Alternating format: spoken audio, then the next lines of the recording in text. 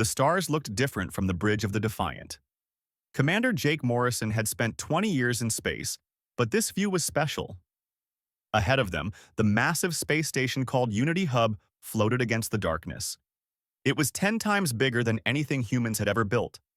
Ships from 47 different alien species surrounded it like metal fish in an ocean. Jake stood with his hands behind his back, trying to look calm. Inside, his stomach was tight with nervousness. Today was supposed to be the greatest day in human history. Earth was finally joining the Galactic Council. After 2 decades of talking and waiting, humanity would have a voice among the stars. Lieutenant Amy Bradford walked up beside him. She was young but sharp, always noticing things others missed. Her tablet showed green lights for all the ship systems. Everything was ready for the ceremony. "Something feels wrong, sir," Amy said quietly. She glanced around to make sure no one else heard. "I've been watching the alien ship positions. They say it's an honor guard, but the formations look more like attack positions." Jake had felt it too. During the past week of meetings, the aliens looked at humans strangely. Not with respect or friendship, but with something else. Pity, maybe. Or guilt. Conversations stopped when he entered rooms. The tall, crystal-like Zenthari kept calling Earth the asset before correcting themselves. "Keep monitoring," Jake told Amy, "but don't tell Ambassador Grant. She's too excited about today to hear warnings." Ambassador Lisa Grant was Earth's representative. She had worked for 15 years to get humanity into the Council. She believed the Council was perfect, a place where all problems were solved with words instead of weapons. She told everyone that joining the Council was humanity's greatest achievement. Most people on Earth agreed with her. The ceremony was held in the Grand Chamber at the center of Unity Hub. The room was enormous, with a ceiling so high it disappeared into shadows. Representatives from all 47 Council species stood in a circle. Each species looked different.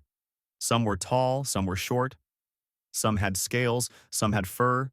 Some looked like living crystals. But they all watched the humans with the same strange expression. Ambassador Grant stood in the center of the circle. She wore her best uniform and smiled with pure joy. Around her, the other human delegates looked equally happy. They had no idea what was coming. The council leader was an ancient alien called Solvik.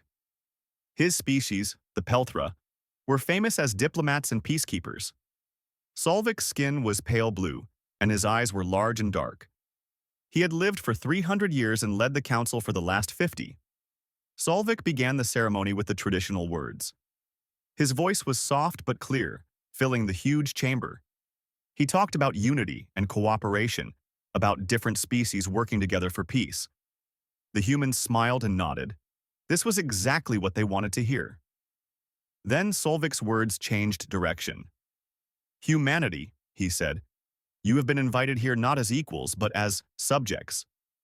The smile froze on Ambassador Grant's face. Around the chamber, human delegates looked confused. They must have misheard. That couldn't be what he said. "Your species shows great potential," Solvik continued, "but also dangerous independence. The Council has voted. The decision is unanimous. Earth and all its colonies will be placed under direct Council control. Your military will be disbanded. Your government will be dissolved. Your resources will be managed by Council overseers for the good of all species." Ambassador Grant finally found her voice. "This is a mistake. We came here for membership, not conquest. We came in peace." "And you will have peace," Solvik said. "The peace of order, the peace of proper management. Resistance will be met with force. We have done this before with other species. It is better than the alternative, which is extinction." The chamber erupted. Human delegates shouted in anger and confusion. They demanded explanations. They threatened to leave. But Solvik simply raised one hand and pointed to the large view screens on the walls. The screens flickered to life. They showed Earth from orbit, beautiful and blue. They showed humanity's 42 colony worlds, and surrounding every single one of them were council warships. Hundreds of ships, all with weapons pointed at human worlds. The trap was complete. The council had never intended to accept humanity as equals. This had been planned from the beginning. Every negotiation, every friendly meeting, Every promise of partnership had been lies. They had lured humanity's leaders away from Earth and positioned their fleets for invasion while humans celebrated. On the Defiant, Jake watched the view screens with growing horror. Council ships appeared from quantum jumps all around them. The Defiant was a good ship, but it was alone and outnumbered 1,000 to 1. On Unity Hub, he could see Colvin soldiers moving to arrest the human delegates. The Colvin were reptilian warriors, big and strong and armed with plasma weapons. Ambassador Grant's face appeared on a transmission. She was crying. "This is Ambassador Lisa Grant to all human ships and stations. We have been betrayed. The Council intends to enslave our species. Warn Earth. Warn the colonies. Prepare for—" The transmission cut off. The view screen went black. Jake turned to his crew. "Battle stations. Amy, can we escape?" Amy was already working on her console. "Maybe, if we jump now, before they get organized. But, sir, the ambassador and the other delegates are already prisoners," Jake said. His voice was hard. "We can't save them. But we can warn Earth." The Defiant's engines powered up. Jake gave the order and the ship jumped, disappearing into quantum space just as Council weapons started firing. The jump was rough and uncontrolled, sending them into an unmapped nebula. The ship shook and alarms wailed, but they made it. When they emerged, they were far from Unity Hub. The ship was damaged but functional. Jake immediately opened communications to Earth. The message was simple and terrible. "This is Commander Jake Morrison of the Defiant. The Council has betrayed us. They intend to occupy Earth and all colonies. This is not a negotiation. This is an invasion. Prepare for war." Across human space, the message was received. On Earth, military commanders scrambled to respond. On the colonies, governors activated emergency protocols. Everywhere, humans looked up at the sky and saw Council ships arriving. General Nathan Hayes commanded Earth's defense forces. He was an old soldier, gray-haired and tough. When he received Jake's warning, he immediately activated Protocol Darkness. It was a secret plan, one that only a few people knew about. Nathan had suspected betrayal might come, so he had prepared. Orders went out across secure channels. Thousands of soldiers disappeared from official records. Weapons and ships were hidden in secret locations. A resistance network activated, ready to fight even if Earth's government fell. The Council broadcast their demands across all human frequencies. Humans were to surrender immediately. Those who cooperated would be treated well. Those who resisted would be eliminated. They promised it would be peaceful if humans accepted their new place in the galactic order. Governor Throck of the Colvin military was placed in charge of occupying Earth. He was a veteran warrior who had conquered 6 other species in his career. He expected humans to surrender within a week. After all, 47 advanced species stood united against one. The military difference was overwhelming. Resistance was impossible. But Throck had never met humans before. He didn't understand what he was facing. Humans had spent thousands of years fighting each other, overthrowing tyrants, and struggling for freedom. They knew how to resist. More importantly, they knew why to resist. The first Council ships landed on Earth 3 days after the betrayal. They came down in every major city, their massive hulls blocking out the sun. Colvin soldiers marched out in formation, their weapons ready. They expected resistance, but the streets were quiet.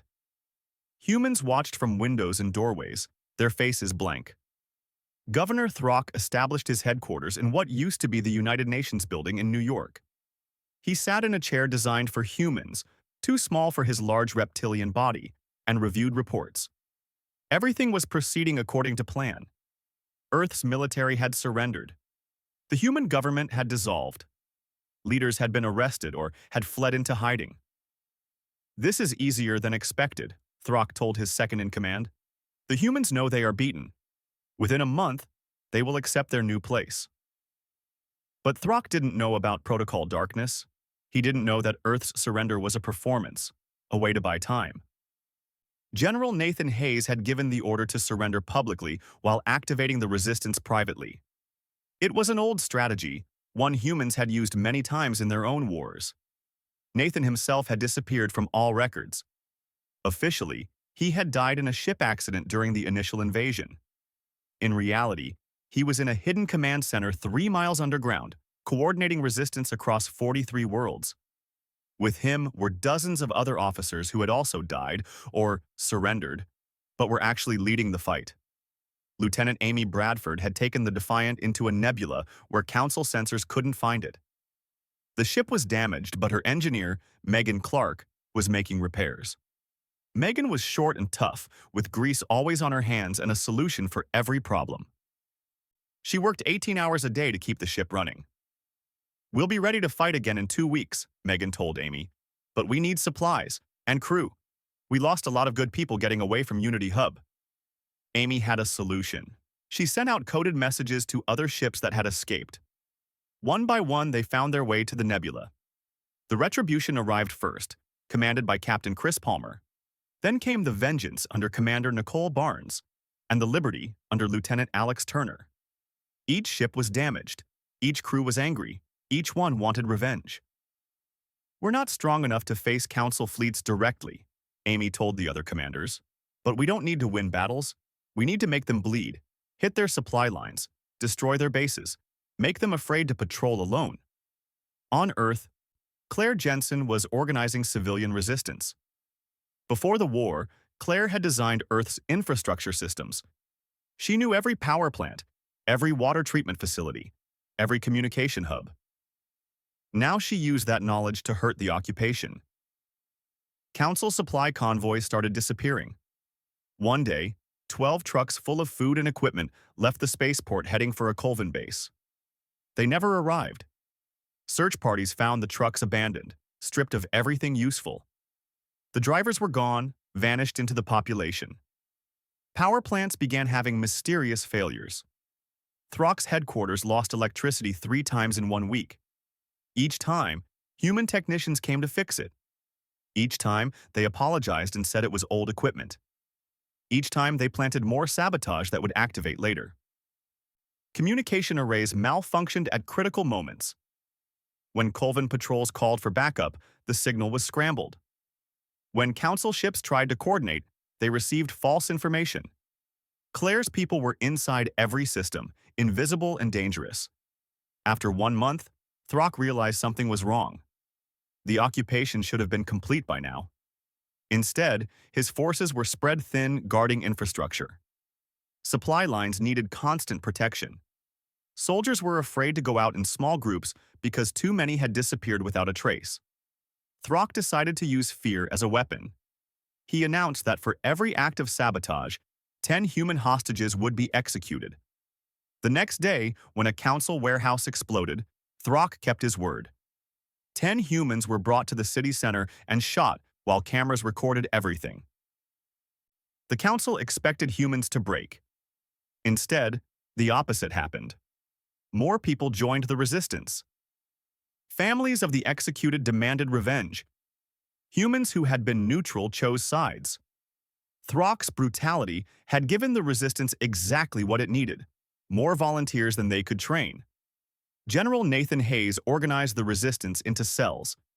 Each cell operated independently with different missions. Some gathered intelligence, some attacked military targets, some rescued prisoners, some stole supplies. If one cell was caught, the others continued fighting.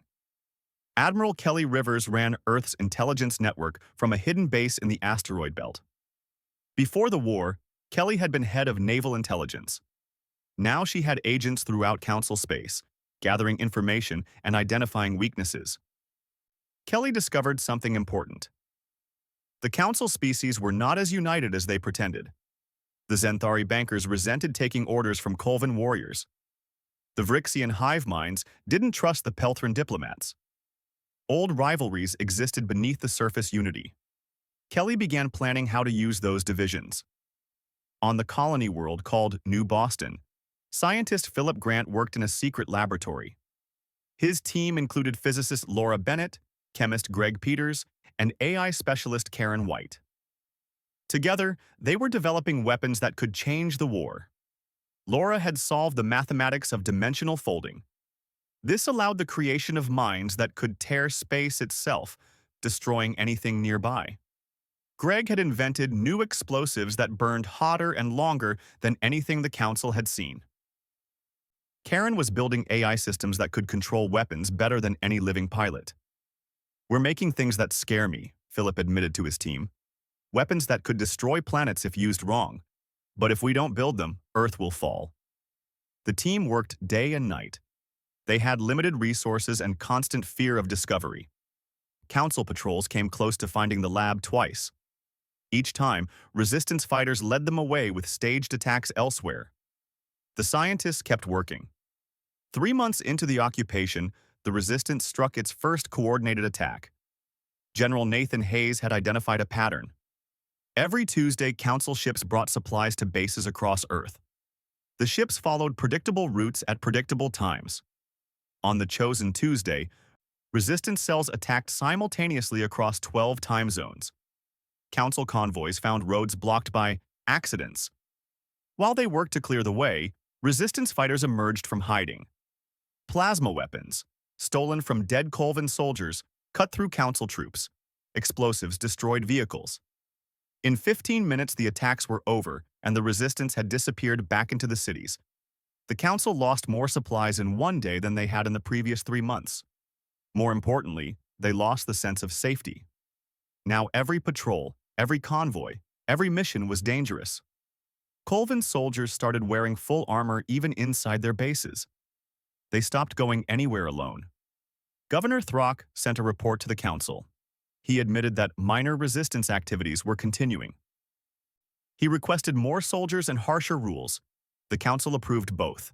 They sent another 10,000 Colvin warriors to Earth.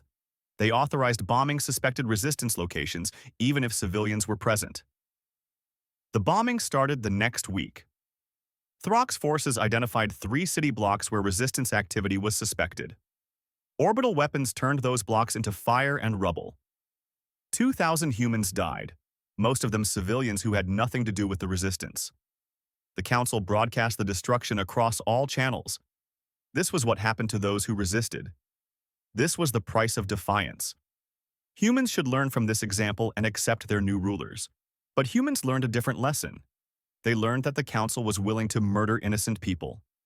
They learned that cooperation meant nothing, that the Council would kill them whether they resisted or not. If death was coming either way, they might as well die fighting. Recruitment for the resistance exploded. Claire Jensen's network grew from hundreds to thousands to tens of thousands. Every person who lost family in the bombing wanted revenge. Every person who saw the destruction wanted to fight. The Council's brutality became the Resistance's best recruiting tool. Lieutenant Amy Bradford and her small fleet began attacking Council positions outside Earth. They hit a supply depot on the Moon, destroying fuel reserves that would take months to replace. They ambushed a patrol near Mars, capturing weapons and equipment. They raided a prison station and freed 300 human captives. Each victory was small. Each one barely damaged the Council's massive military. But together, they showed that resistance was possible. They showed that the Council could be hurt. They gave hope to humans across occupied space. General Nathan Hayes received reports from all 43 occupied worlds. The pattern was the same everywhere. Humans pretended to cooperate while secretly preparing to fight. Weapons were being built and hidden. Soldiers were training in secret locations. Everyone was waiting for the signal to rise up. Admiral Kelly Rivers continued her intelligence operations. She made contact with dissatisfied aliens within Council species. Young Zenthari, who hated their banking cartel. Colvin warriors who felt dishonored by bombing civilians. Even some Vrixian drones who questioned their hive mind's orders. Kelly didn't ask them to betray their species. Instead, she gave them information that exposed corruption in the Council. She showed them evidence of Pelthrin manipulation. She revealed how the banking cartel exploited even Council member species. She planted seeds of doubt that would grow into division. 6 months into the occupation, the Council controlled the surface but not the people. They held the cities but not the streets. They had the weapons but not the will to use them everywhere at once. The occupation was becoming a bleeding wound that wouldn't heal. Governor Throck sat in his headquarters, reading reports that all said the same thing. Casualties were increasing. Supplies were running short. Morale was dropping. Soldiers were requesting transfers away from Earth. Some were deserting entirely, unwilling to fight an enemy that could be anyone and anywhere. 6 months into the occupation, Admiral Kelly Rivers identified the perfect target. The Council had built a banking hub on Europa, one of Jupiter's moons. The facility processed all financial transactions for the occupation forces. Money for soldiers, supplies, and equipment all flowed through Europa. Without it, the Council's economic system would collapse. Kelly presented the plan to General Nathan Hayes through encrypted channels. If we destroy the banking hub, we hurt them where it matters most. No money means no supplies. No supplies means their forces starve. More importantly, it proves we can strike at secure targets. Nathan studied the intelligence reports. Europa was heavily defended. Orbital weapons platforms, patrol ships, and ground-based defenses protected the facility. The Council considered it untouchable. That made it the perfect target. "Do it," Nathan said. "Show them nowhere is safe." Lieutenant Amy Bradford received the mission orders aboard the Defiant. With her were 3 other ships, the Retribution, the Vengeance, and the Liberty. 4 ships against an entire defensive network. The odds were terrible. Amy's crew didn't care. They had been waiting 6 months for a chance to really hurt the Council. Eric Stone was the Defiant's pilot. He was young, barely 25, but he could fly better than anyone Amy had ever seen. "I can get us in close," Eric said, studying the Europa defenses, "but getting out will be harder. The moment we attack, every ship in the system will come for us." Megan Clark, the engineer, had a solution. "I've installed new stealth systems based on captured Council technology. We can get close without being detected. Once we attack, we use speed and confusion to escape."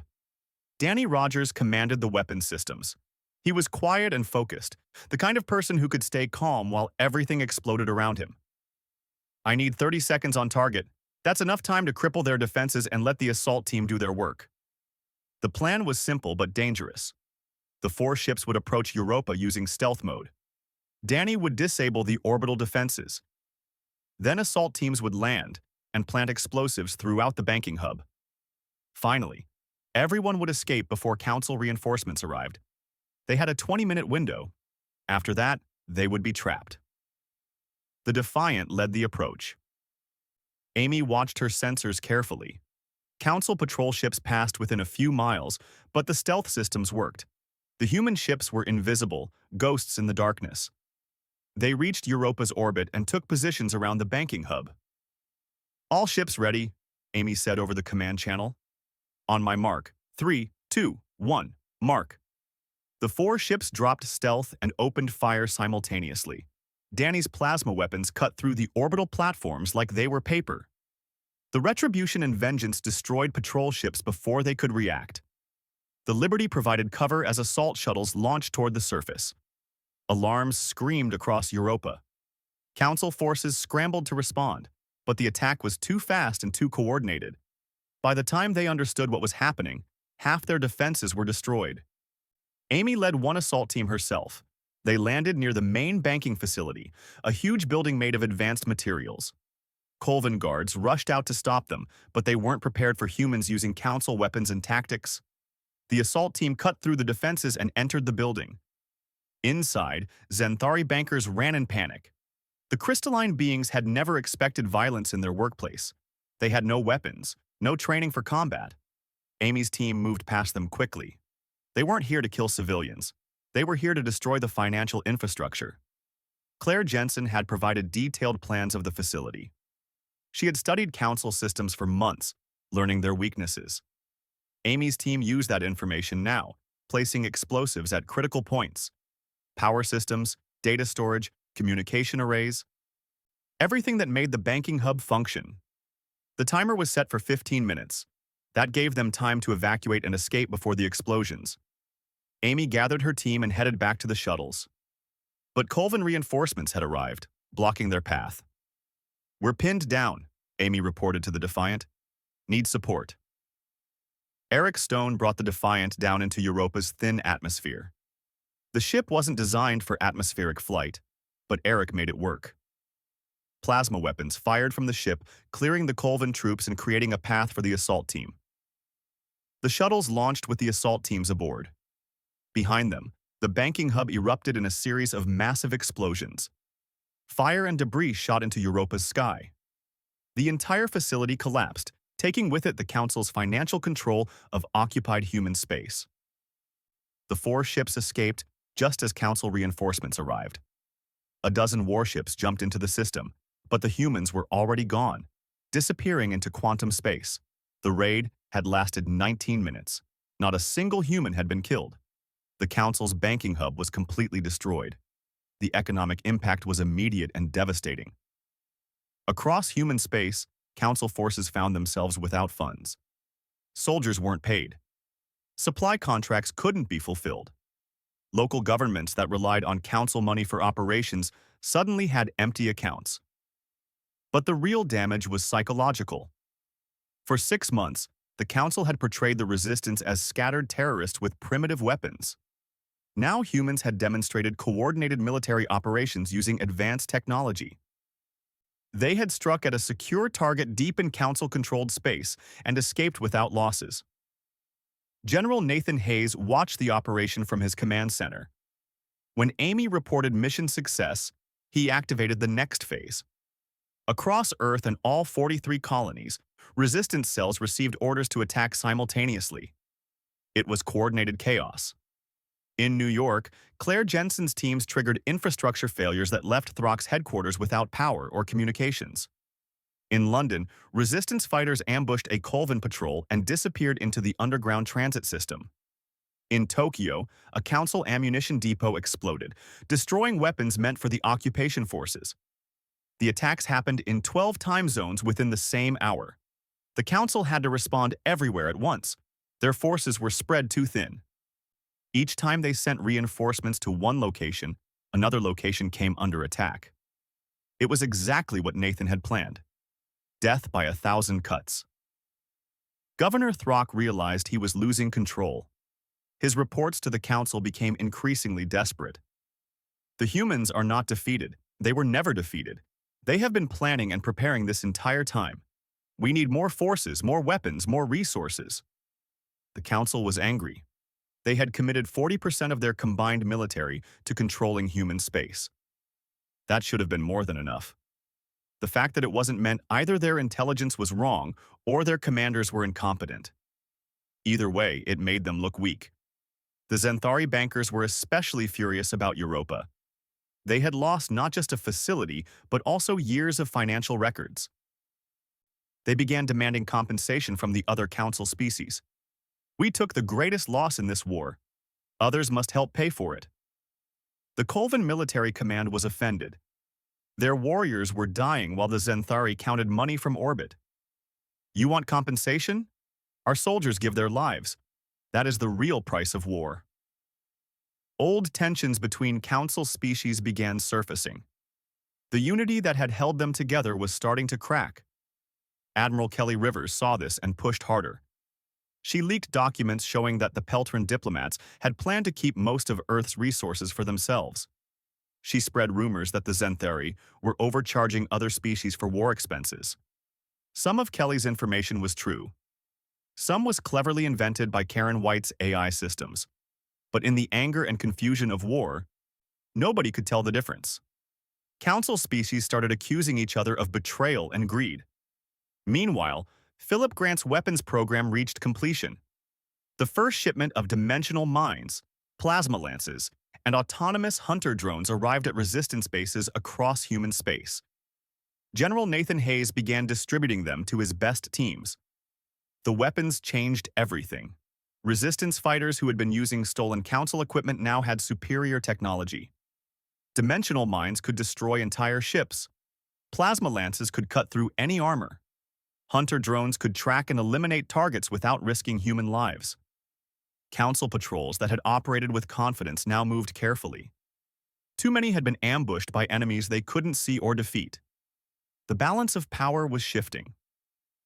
Humans were no longer the weaker side barely surviving. They were becoming predators. 8 months into the occupation, the Council held an emergency meeting. Representatives from all 47 species gathered to discuss the human problem.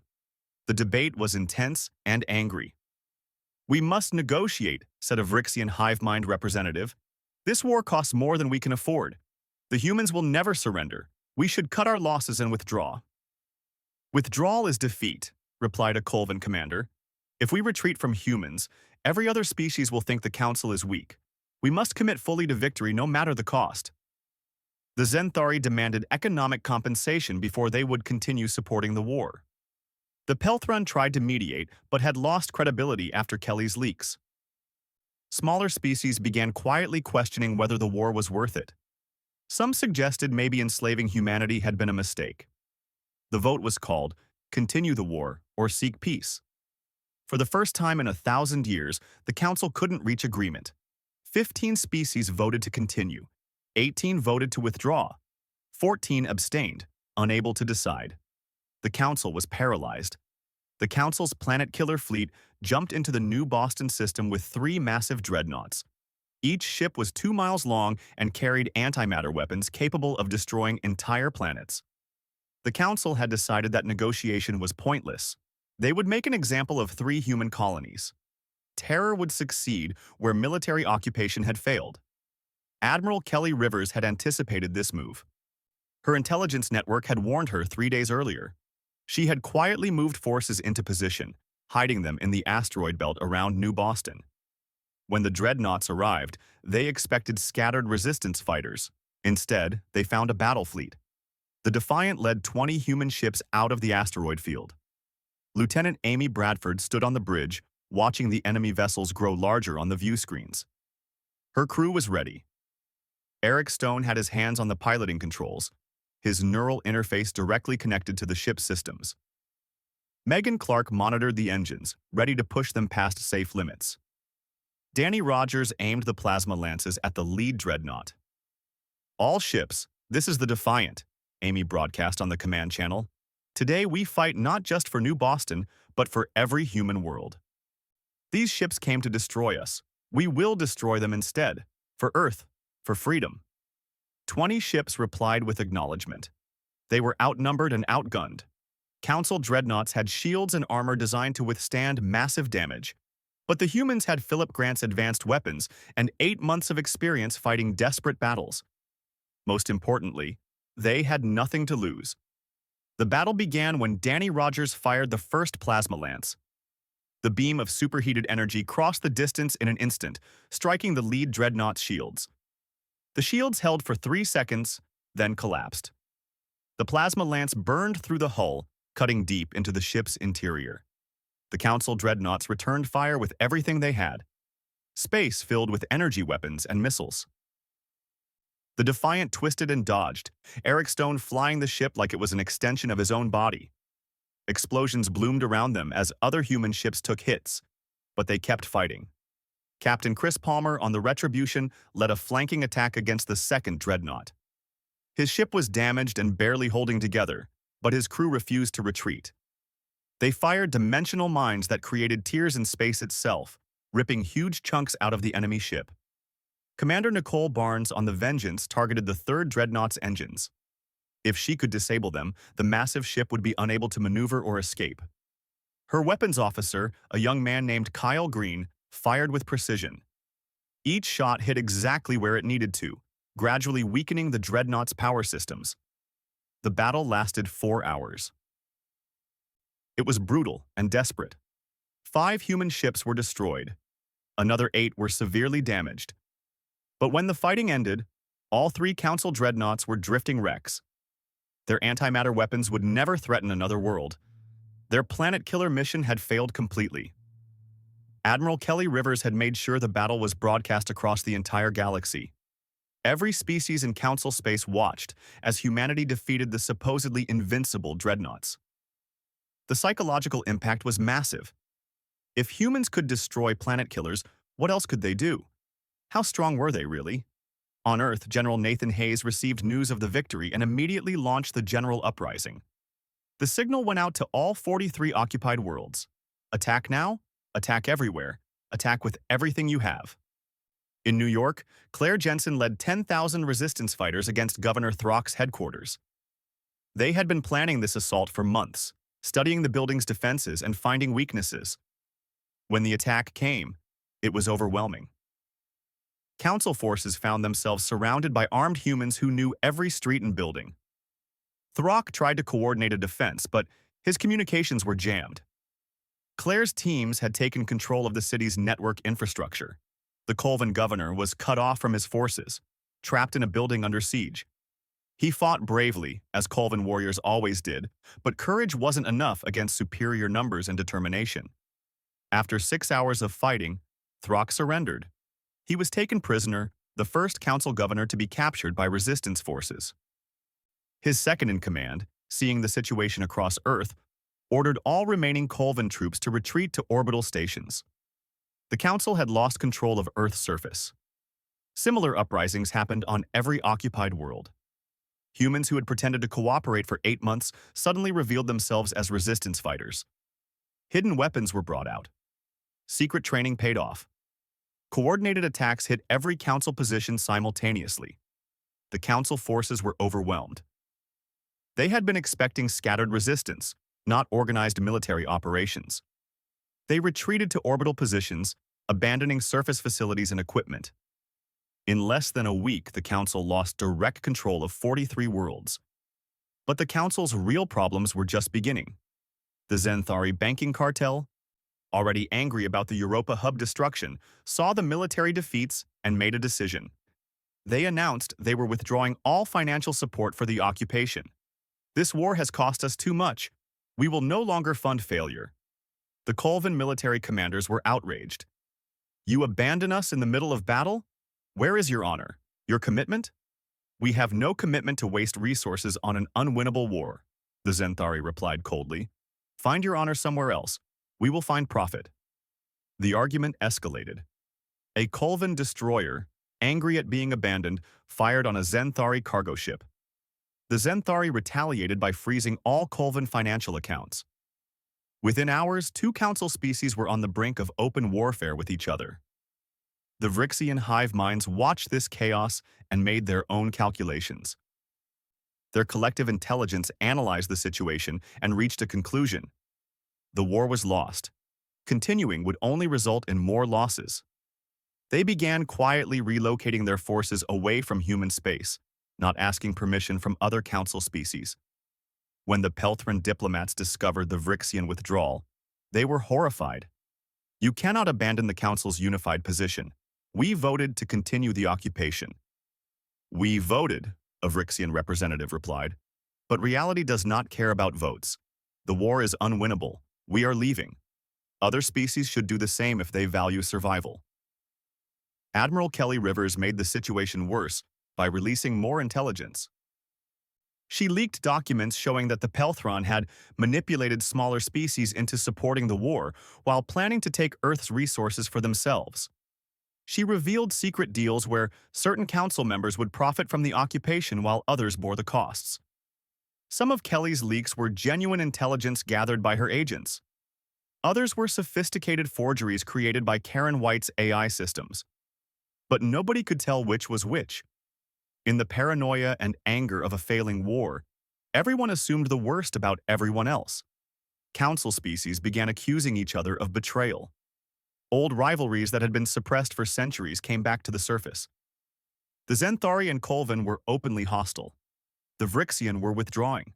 The Pelthran had lost all credibility. Smaller species were panicking, trying to figure out which side would win and how to avoid punishment. Philip Grant's final weapon was completed during this chaos. The Hammer of Sol was a network of satellites positioned around Earth's sun.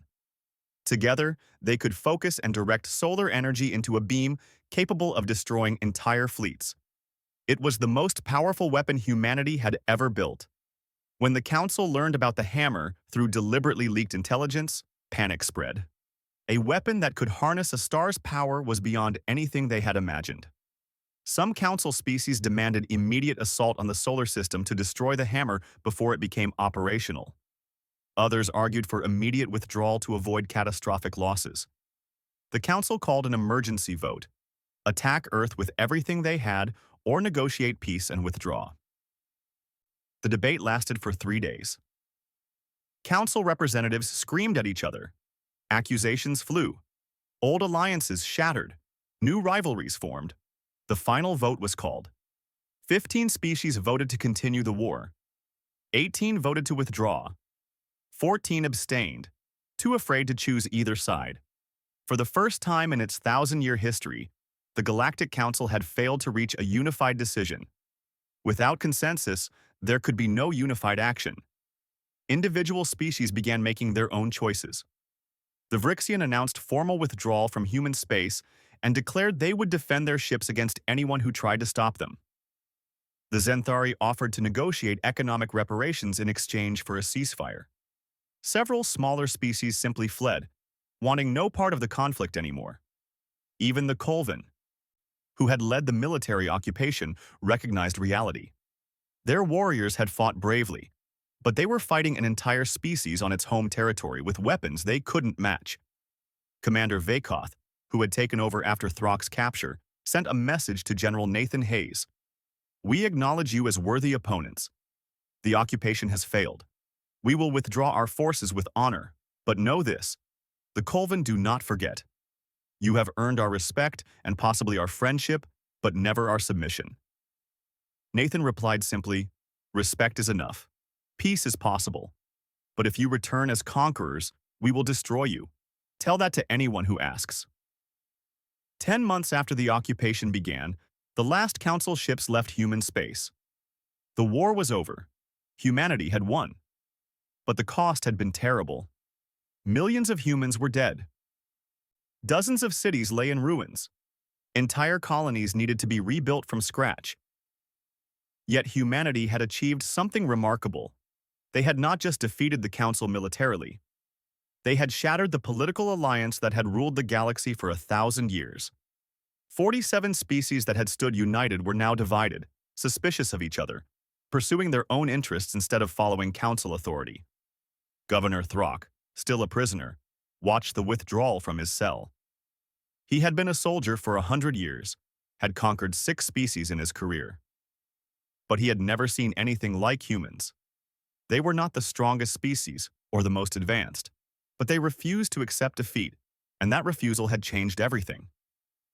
"They should have been easy to control," Throck said to his guards. "Every analysis said they would surrender. How did we get it so wrong?" The war had been over for 3 months, but the work of rebuilding had only just begun. General Nathan Hayes stood in what used to be the United Nations building, looking out at New York City. Parts of the city were still ruins from the fighting, but construction crews were working day and night, and new buildings were rising from the rubble. Nathan had been offered the position of Supreme Commander of Earth's military forces. At 63 years old, he was tired and wanted to retire. But Earth needed experienced leadership. The Council might be broken, but the galaxy was still dangerous. So Nathan had accepted, knowing he would spend his remaining years preparing humanity for whatever came next. His first priority was organizing the resistance into a proper military. The soldiers, ships, and weapons that had fought in the shadows needed to be brought into the light.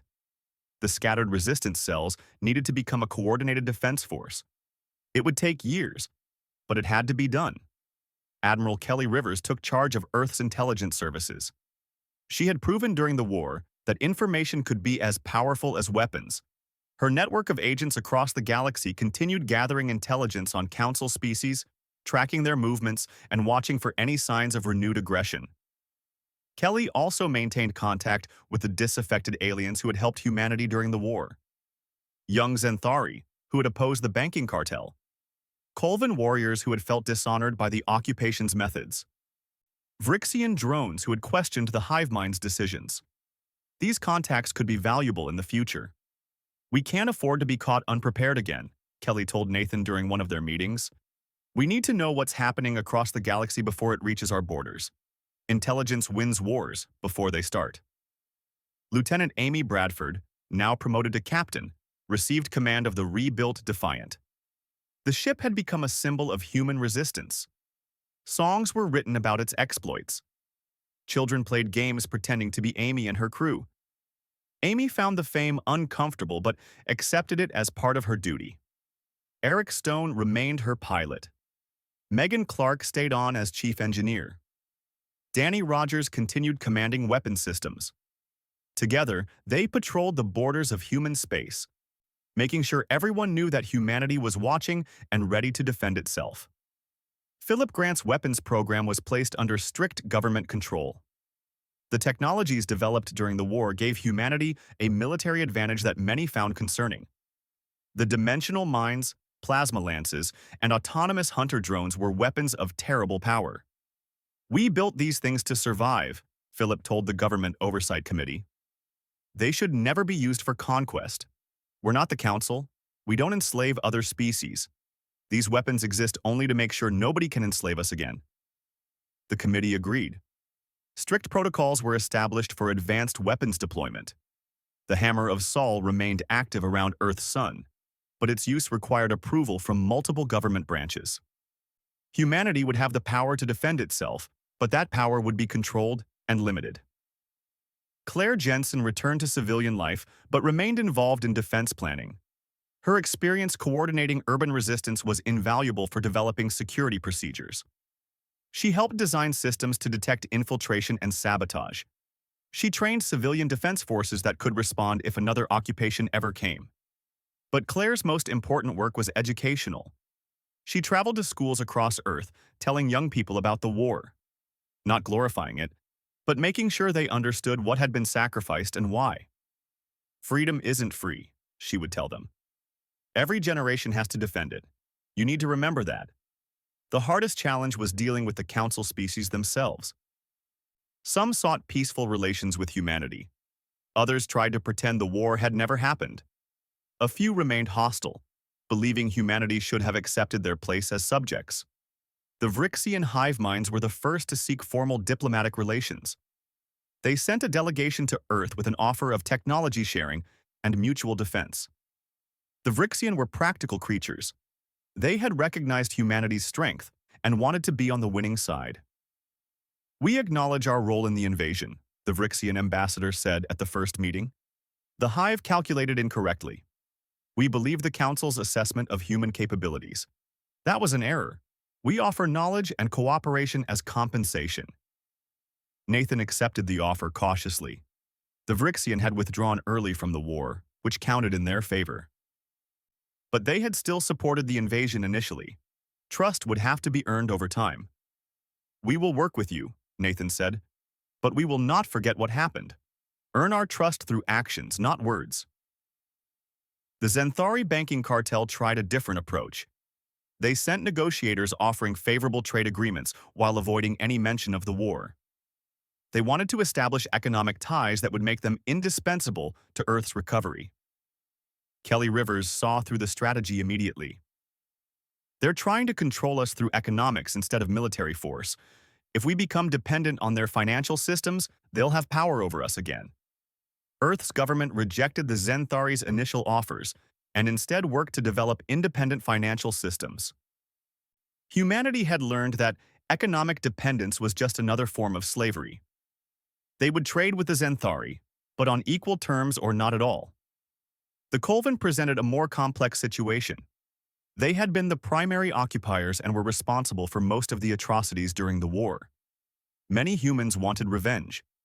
But the Colvin were also warriors who respected strength, and humanity's victory had earned their admiration. Commander Vetkoth led a Colvin delegation to Earth. He came unarmed and alone, a sign of respect in Colvin culture. "We fought you and lost," Vetkoth said. "In our culture, this makes you our equals. We offer a warrior's peace. We will share our knowledge of combat and tactics. We will train with your soldiers. We will stand with you against common enemies." The negotiations were difficult. Victims of the occupation demanded justice. Families who had lost loved ones wanted punishment. But Nathan recognized an opportunity. The Colvin were fierce warriors, and having them as allies instead of enemies would strengthen Earth's position. A compromise was reached. The Colvin would provide intelligence on Council war criminals and assist in their capture. They would share military technology and training methods.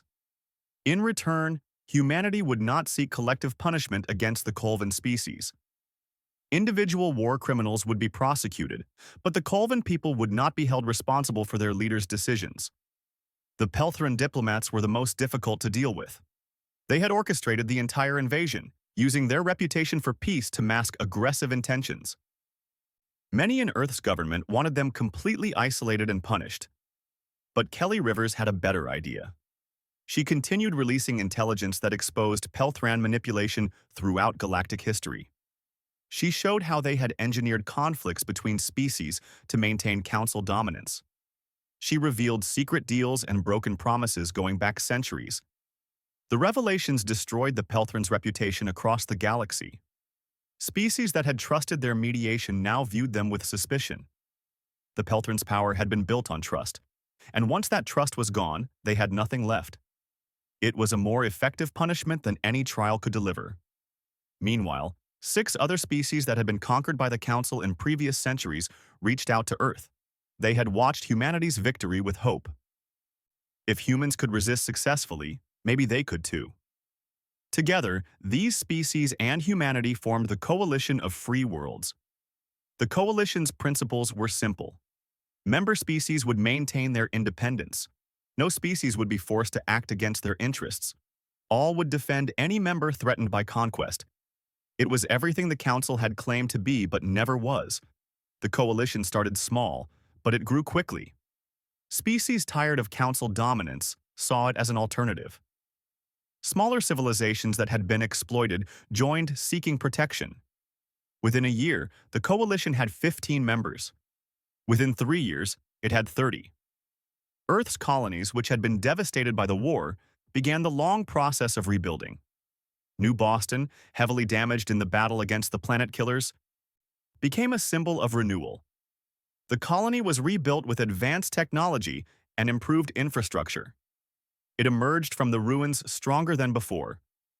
Memorials were built across human space to honor those who had died.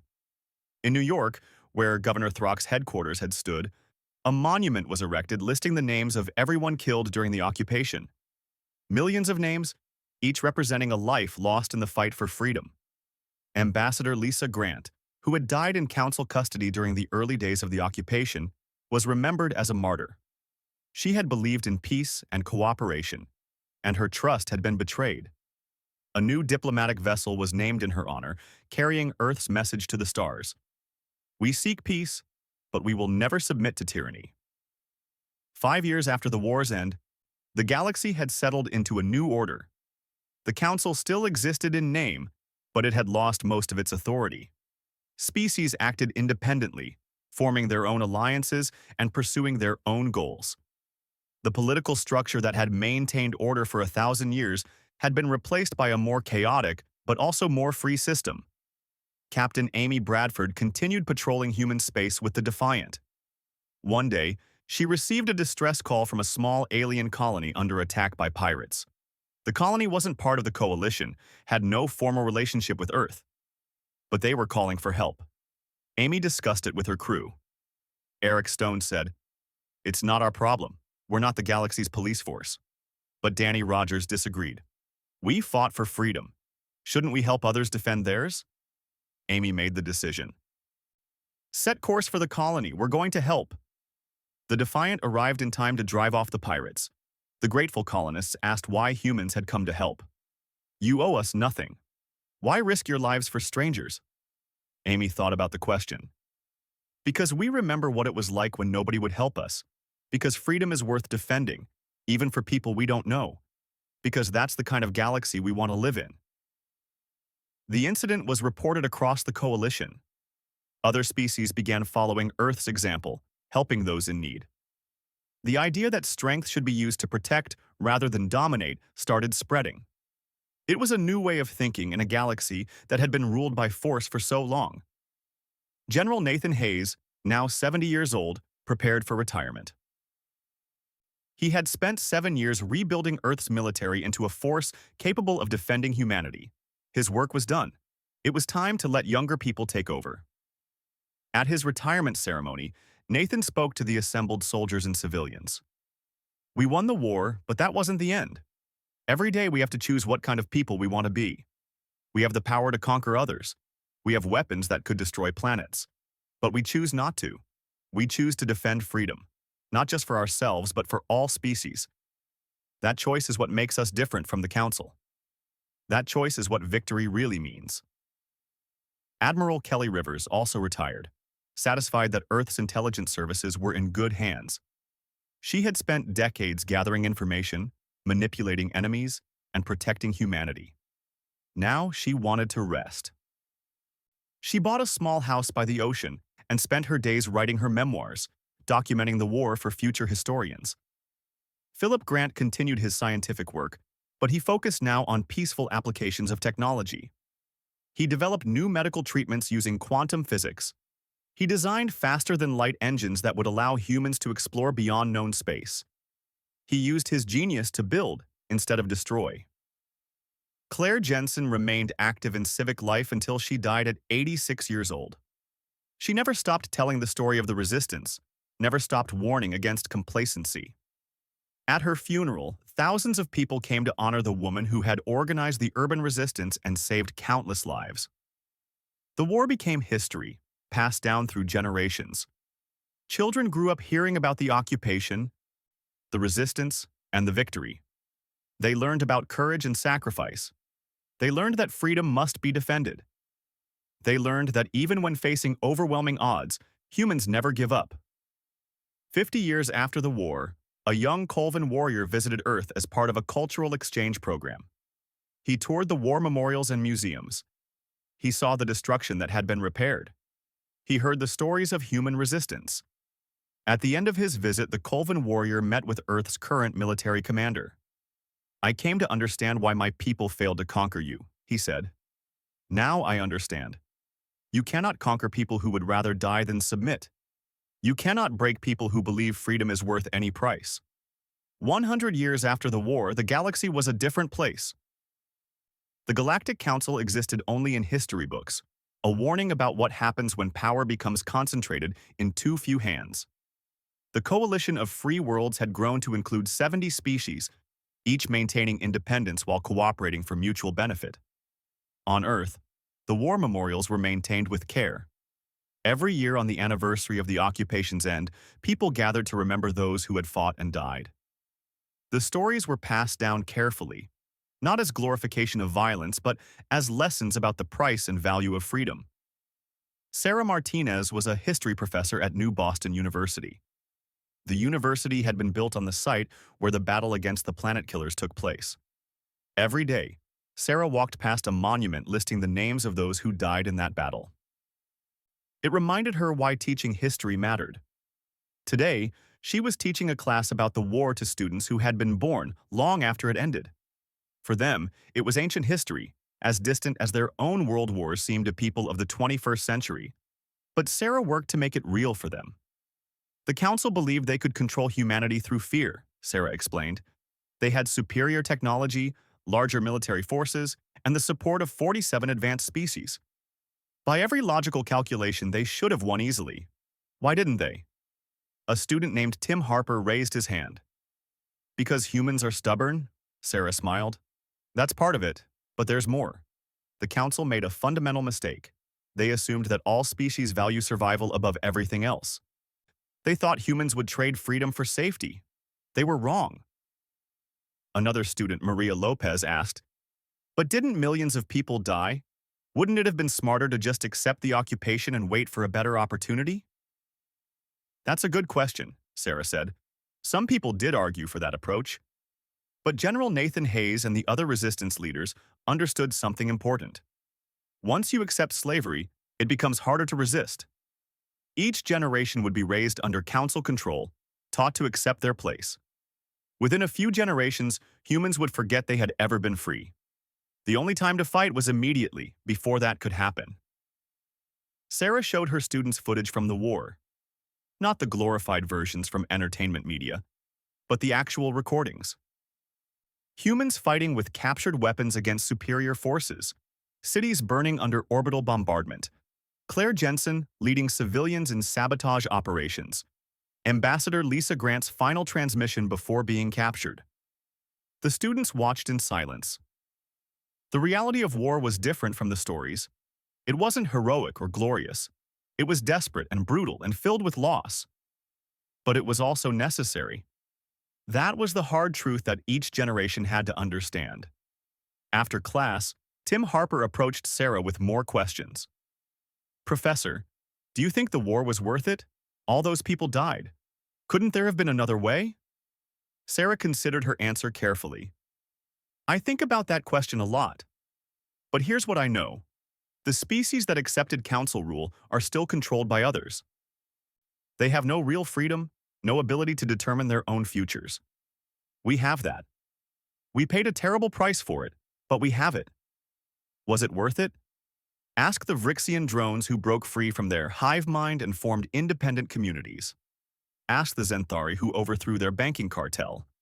Ask any of the species in the coalition who are free today because we showed that resistance was possible. They'll tell you it was worth it. Meanwhile, on the rebuilt Unity Hub, now a neutral meeting place for independent species, a conference was taking place. Representatives from across the galaxy had gathered to discuss trade agreements, territorial disputes, and mutual defense. It was chaotic compared to the old council's organized meetings, but it was also more honest. Species negotiated as equals, not as masters and subjects. Commander Jack Stevens of the Earth Defense Fleet attended the conference as humanity's representative. He was only 40 years old, part of the first generation born after the war. The occupation was history to him, not personal memory. But he had been raised on the stories and understood their importance. A dispute had arisen between two smaller species over a resource-rich asteroid belt. Both claimed ownership. Both threatened military action. In the old days, the council would have decided the matter based on which species was more useful to them. Now there was no central authority to make such decisions. Jack proposed a solution. Let's establish a neutral arbitration system. Both species present their case. Independent judges hear the arguments. A fair decision is made based on evidence and existing law. If either side violates the decision, the coalition enforces it. The proposal was accepted. It became the model for resolving future disputes. Slowly, the galaxy was developing new systems to maintain order without centralized authority. It was messy and imperfect, but it was also more just than what had come before. After the conference, Jack received a message from Admiral Helen Price, who now commanded Earth's intelligence services. We've detected unusual activity in the Colvin home system. Large-scale military exercises. They say it's routine training, but the scale is concerning. I need you to investigate. Jack took his ship, the Vigilance, to the Colvin system. He was met by Commander Theron, grandson of Vakoth, who had negotiated peace with Nathan Hayes. Unlike his grandfather, Theron had never fought humans. But he had been raised with stories about the species that had earned Colvin respect through victory. We welcome you, Commander Stevens, Theron said. You come asking about our military exercises? The coalition is concerned, Jack replied carefully. Large military buildups can be threatening to neighbors, even if unintended. Theron nodded. Come, I will show you what we are doing. The Colvin were indeed conducting massive military exercises, but they weren't preparing for conquest. They were training to fight against an external threat. A species called the Dravix, from beyond known space, had been raiding outlying systems. The Colvin were preparing to defend the region. We learned from our war with humanity, Theron explained. Military strength should be used for protection, not oppression. The Dravix threaten all species in this region. We will stop them. If you wish to help, the coalition would be welcome. Jack reported back to Earth. Within a month, coalition forces had joined the Colvin in defending against Dravix raids. The cooperation was successful. The Dravix, facing united resistance, withdrew. More importantly, old enemies had worked together for a common purpose. On Earth, the last of the war generation was passing away. Danny Rogers, who had operated the Defiance weapons during the greatest battles, died at age 112. Thousands attended his funeral. His great-grandchildren spoke about a man who had been a warrior when necessary, but had spent most of his life teaching young people the importance of peace. Eric Stone, the pilot who had flown the Defiant through impossible situations, lived to be 108. His reflexes had been enhanced by neural interfaces during the war, which extended his life but also left him with chronic pain. He never complained. "Small price to pay," he would say when asked. "I got to fly humanity's most famous ship. I got to fight for freedom. Some people never find purpose. I found mine."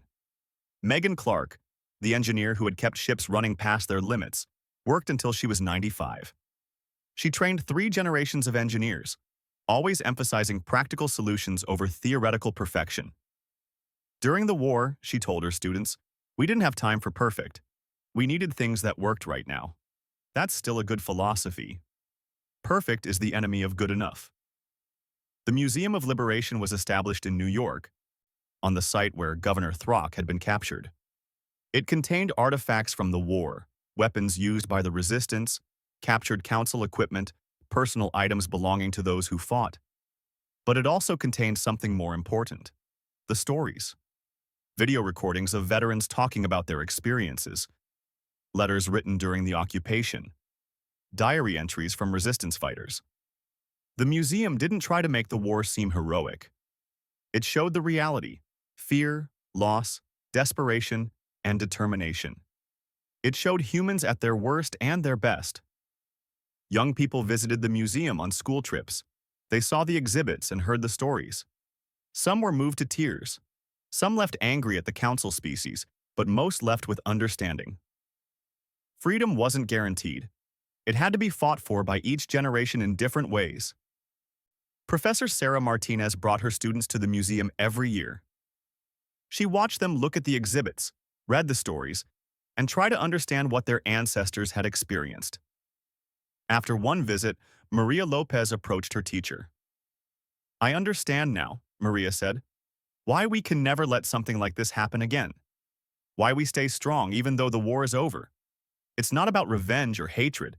It's about making sure no species ever tries to enslave us again because they know the cost would be too high." Sarah nodded. "Exactly. We maintain a strong military not because we want to fight, but because we want to prevent fighting. We remember the war not to glorify violence, but to remember why peace is worth protecting." The coalition of free worlds continued to grow. New species joined regularly, attracted by the promise of independence and mutual defense. Some were small civilizations grateful for protection. Others were larger species tired of operating alone in a dangerous galaxy. Together, they created a network of alliances based on cooperation rather than domination. Earth played a central role in the coalition, but not as its ruler. Humanity's position came from respect earned through the war, not from imposed authority. When disputes arose, other species often asked humans to mediate, trusting that a species that had fought so hard for its own freedom would respect the freedom of others. Commander Jack Stevens continued his diplomatic work, traveling across the galaxy to meet with different species. He carried with him the legacy of those who had fought in the war. Not as a weapon or threat, but as a reminder of what was possible when a species refused to accept slavery. During one journey, Jack visited a small planet that had recently been liberated from Dravik's occupation. The local species had fought desperately, inspired by stories of Earth's resistance. They had won their freedom at terrible cost, and now they were trying to rebuild. The planetary leader, an elderly female named Kira, met with Jack personally. "We heard the stories about humanity's war. We thought they were exaggerated. No species could really defeat 47 others, we thought. But then we faced our own occupation, and we understood. When the choice is freedom or death, you fight. You fight because not fighting means you've already lost everything that matters."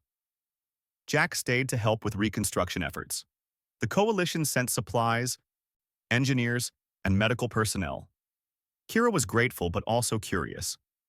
"Why do you help us? We are not powerful. We have nothing you need. Why spend resources on strangers?" "Because someone needs to," Jack replied. "The old galaxy operated on exploitation. The strong took from the weak. That created resentment and hatred that led to wars. We're trying to build something different, a galaxy where strength is used to protect rather than dominate." where helping others isn't about profit, but about creating a better future for everyone. Kira considered this. Your people changed the galaxy, not just by defeating the Council, but by showing there was another way. I hope we can live up to that example. Back on Earth, the government continued to evolve. Each generation brought new ideas about how to organize society, how to balance freedom and security, how to interact with other species. Debates were passionate but democratic. The experience of the occupation had taught humans the value of their political systems, imperfect as they were. One issue that arose repeatedly was the question of advanced weapons. The dimensional mines, plasma lances, and other technologies developed during the war gave humanity a military advantage. Some argued these weapons should be shared with coalition allies. Others insisted they should remain human only as a guarantee of independence. The debate was finally settled by referencing Nathan Hayes' principle. Weapons exist to defend freedom, not to enable domination. Advanced technology would be shared with coalition members who could be trusted to use it responsibly, but strict protocols would govern its use. Weapons of mass destruction would be defensive deterrents, not tools of conquest. Professor Sarah Martinez retired after 40 years of teaching. On her last day, she gave one final lecture to her students. The war happened a century ago, but its lessons remain relevant. Every generation faces threats to freedom, even if they look different from military occupation. Economic exploitation, political manipulation, social control. These are all ways freedom can be lost without a shot being fired. Your job is to recognize these threats and resist them, just as your ancestors resisted the Council. She continued, but remember also that the war was not the end of the story. What came after mattered just as much. We could have become conquerors ourselves, using our military advantage to dominate others. We chose differently. We chose to build a galaxy based on cooperation and respect. That choice continues to define us. Don't just remember the fighting. Remember the building that came after.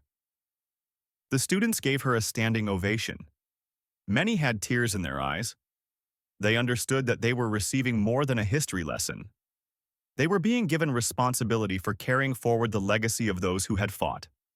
150 years after the war, the last person who had actually fought in the occupation died. Her name was Linda Price, and she had been a resistance fighter in Chicago. She was 173 years old, kept alive by advanced medical technology. At her funeral, the President of Earth spoke about what her generation had achieved. They saved us from slavery. They showed the galaxy that some things are worth any price. They built the foundation for the free galaxy we live in today. We honor them not with monuments alone, but by living the values they fought for. By defending freedom wherever it is threatened. By helping those who cannot help themselves. By building rather than destroying. That is their legacy. That is our responsibility. The galaxy continued to change. New species were discovered, new technologies were developed, new challenges arose. But the fundamental lesson of the war remained constant. Freedom could not be taken for granted. It had to be actively defended by each generation. And across the stars, on 70 different worlds inhabited by different species, with different cultures and different histories, people looked toward Earth with respect. The small blue planet where a determined species had changed everything. Where freedom had been defended at any cost. Where the galaxy had learned that some people would never bow, no matter the odds. The story of Earth's fury had become the galaxy's most important lesson. Not a lesson about war, but about the unbreakable spirit of those who refused to be enslaved. Not a story with an ending, but a continuing legacy that each generation had to uphold. The occupation had lasted 10 months. The war had taken 3 years to fully resolve. But the consequences had shaped the galaxy for centuries and would continue to shape it for millennia to come. Because some moments change everything, some choices echo through time. Some stands against tyranny inspire not just one species, but an entire galaxy. And humanity's answer to the Council's attempt at enslavement had been clear and unforgettable. We will not submit. We will fight. We will win. And we will build something better from the ashes of what you tried to destroy. That answer still echoed among the stars, A century and a half later, louder than ever. The commander smiled. Now you know. Tell your people. Tell everyone. Earth will never bow, and neither will anyone under our protection. The galaxy had learned its lesson. Humanity stood not as conquerors, but as defenders. The species that all others had tried to enslave had instead become the guardians of freedom. The war was over, but its legacy would last forever. And somewhere in the darkness between stars, species that had once been part of the Council watched humanity's rise and wondered if they should have chosen differently when they had the chance. One of the guards, a young human soldier named Pete Wilson, answered, "You thought we would trade freedom for survival. You didn't understand that for humans there's no difference. Without freedom, we're already dead. So we had nothing to lose by fighting." Throck considered this. It explained much. The Council had tried to enslave a species that valued freedom more than life itself. They had created an enemy that couldn't be defeated because defeat meant nothing to them. It had been doomed from the start. The galaxy had learned a hard lesson. Some species could not be conquered. Some people would not submit. And humanity was both. While the Council argued, General Nathan Hayes prepared for the final phase. He had been building toward this moment for 8 months. The resistance was armed, trained, and coordinated. The Council was divided and weakened. It was time to strike the decisive blow. But Nathan knew humans needed one more advantage. Philip Grant had one last weapon in development, something so powerful that it would force the Council to leave even if they wanted to stay. It was called the Hammer of Soul, and it would change everything. Nathan sent encrypted orders to all resistance cells. "Prepare for general uprising. When the signal comes, we take back our worlds. All of them, at once. Show them that Earth bows to no one." Across human space, millions of resistance fighters received the message. They checked their weapons, reviewed their plans, and waited. The Council had tried to enslave humanity. They had failed. Now they would learn what happened when you gave humans a reason to fight. The occupation was about to end. The real war was about to begin. And the galaxy would never forget what happened when humanity said no. "How are they doing this?" Throck asked his officers. "We destroyed their military. We control their government. We have superior weapons and numbers. How are we losing?" His second-in-command had no answer. Neither did anyone else. They didn't understand that they weren't fighting a military. They were fighting an entire species that refused to accept slavery. Every human was a potential enemy. Every city was a battlefield. Every day was another chance for the resistance to strike. In his underground command center, General Nathan Hayes allowed himself a small smile. The Council had expected an easy victory. Instead, they had walked into a trap of their own making. They had thought they could break human spirit with fear and force. They had been wrong. The occupation was becoming a war, and humanity was just getting started. In hidden bases across Earth and the colonies, soldiers prepared for war. Civilians joined resistance cells. Scientists worked on secret weapons. Everyone who could fight would fight. The Council believed they had won before the war even started. They were wrong. They had just made the worst mistake in galactic history. They had given humanity a reason to unite and a common enemy to fight. The occupation was about to begin, and so was Earth's fury.